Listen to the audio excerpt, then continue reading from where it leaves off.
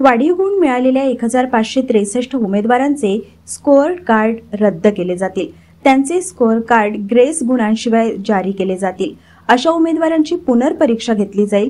जे उमेदवार परीक्षेला बसणार नाहीत त्यांचा निकाल अतिरिक्त गुणांशिवाय जुन्या स्कोअर कार्डच्या आधारे विचारात घेतला जाईल, असा निर्णय केंद्राने सुप्रीम कोर्टाला सांगितले की ज्या 1563 विद्यार्थ्यांना ग्रेस गुण देण्यात आले आहेत त्यांना 23 जून रोजी पुन्हा परीक्षेचा पर्याय दिला जाईल। एनटीएच्या वकिलांनी सांगितले की फेरपरीक्षेबाबत आजच अधिसूचना जारी केली जाईल। 23 जून रोजी आयोजित केली जाऊ शकते। जुलैमध्ये सुरू होणाऱ्या समुपदेशनावर परिणाम होऊ नये आणि सर्व मुलांचे समुपदेशन एकाच वेळी करता यावे यासाठी जूनमध्येच निकाल जाहीर होऊ शकतात। पेमा खांडू यांनी गुरुवारी 13 जून रोजी सलग तिसऱ्यांदा अरुणाचल प्रदेशचे मुख्यमंत्री म्हणून शपथ घेतली। त्यांच्यानंतर चाउना मीन यांनी उपमुख्यमंत्री पदाची शपथ घेतली। त्यांच्याशिवाय बिवराम वाघा, न्यातो दुकम, गानरिल डेनवांग, वांगसू, वांकी लोवांग, पासांग दोरजी सोना, मामा तुंग, दसांगुल पुल, बालोराजा, केंटोजिनी आणि ओजिंग तासिंग यांनी मंत्री म्हणून शपथ घेतली। इटानगर येथील दोरजी खांडू कन्व्हेन्शन सेंटरमध्ये शपथविधी सोहळा पार पडत आहे। या कार्यक्रमात केंद्रीय गृहमंत्री अमित शहा आणि भाजप अध्यक्ष JP नड्डा यांचा समावेश आहे। पुण्यातील कल्याणीनगर येथील अपघात प्रकरणात माजी गृहमंत्री अनिल देशमुख यांच्या दाव्याने एकच खळबळ उडाली आहे।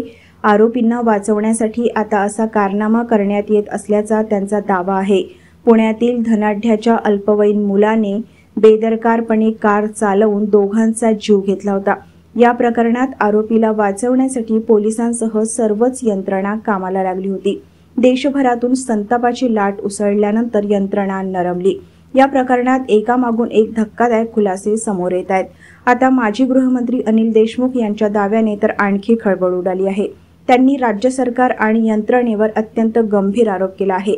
अल्पवयीन मुलगा आणि इतर आरोपींना वाचवण्यासाठी मोठा कट रचण्यात येत असल्याचा आरोप त्यांनी केला। मणिपूरचा मुद्दा राज्यातील राजकारणात पुन्हा ऐरणीवर आला आहे। लोकसभा निवडणुकीत इंडिया आघाडीने या मुद्द्यावर पंतप्रधानांना लक्ष केले होते। आता उद्धव ठाकरे आणि संजय राऊत यांनी सरसंघचालकांना पण लक्ष केले आहे। मणिपूर गेल्या वर्षभरापासून धुमसत असताना सत्ताधारी त्यावर मूग घेऊन गप्प बसल्याचा घणाघात इंडिया आघाडीतील नेत्यांनी केला।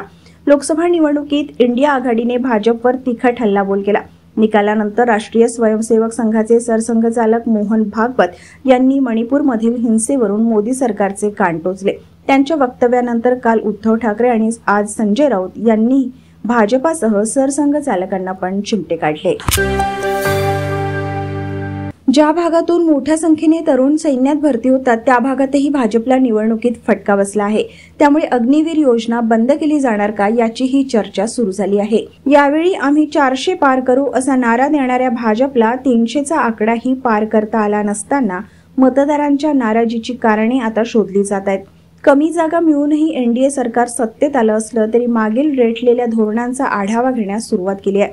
ज्या भागातून मोठ्या संख्येने तरुण सैन्यात भरती होतात त्या भागातही भाजपला निवडणुकीत फटका बसला आहे। त्यामुळे अग्निवीर योजना बंद केली जाणार का याचीही चर्चा सुरू झाली आहे। संपूर्ण देशाचे लक्ष लागलेल्या बारामती लोकसभा निवडणुकीत राष्ट्रवादी काँग्रेस पक्षाच्या अजित पवार गटाचा पराभव झाला। सुप्रिया सुळे यांनी अजित पवारांच्या पत्नी सुनेत्रा पवार यांचा पराभव केला। अजित पवारांच्या राष्ट्रवादी काँग्रेसकडून एकाला राज्यसभेवर संधी दिली जाणार आहे। राष्ट्रवादी काँग्रेस पक्षाच्या वरिष्ठ नेत्यांची बुधवारी रात्री उशिरा अजित पवारांच्या निवासस्थान असलेल्या देवगिरीवर महत्त्वाची बैठक पार पडली। या बैठकीमध्ये सुनेत्रा पवार यांच्या नावावर शिक्कामोर्तब करण्यात आल्याची माहिती समोर आली। पहाटेच्या सुमारास नाश्ता करण्यासाठी निघालेल्या विद्यार्थ्याचा पबजी खेळण्याच्या नादात दुर्दैवी मृत्यू झाला। अंबाझरी तलावाच्या पंप हाऊसच्या होलमध्ये पडून तो बुडाला। पुलकित राज शहदादपुरी वय 16 वर्षे असे मृताचे नाव आहे। वाढदिवसा दिवशीच त्याच्यावर हा दुर्दैवी मृत्यू ओढवला। शरद पवार गटाचे नेते अनिल देशमुख यांनी नागपूरमध्ये माध्यमांशी संवाद साधला। यावेळी त्यांनी अनेक राजकीय विषयांवर भाष्य केले। अनिल देशमुख म्हणाले, अजित पवार गटाचा राज्यसभेचा उमेदवार जाहीर होणार आहे हा त्यांचा अंतर्गत प्रश्न आहे।